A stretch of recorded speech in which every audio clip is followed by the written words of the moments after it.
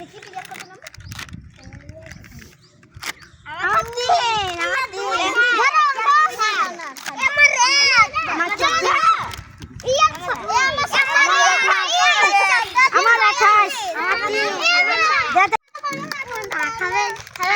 আজকে আমাদের পিকনিক হচ্ছে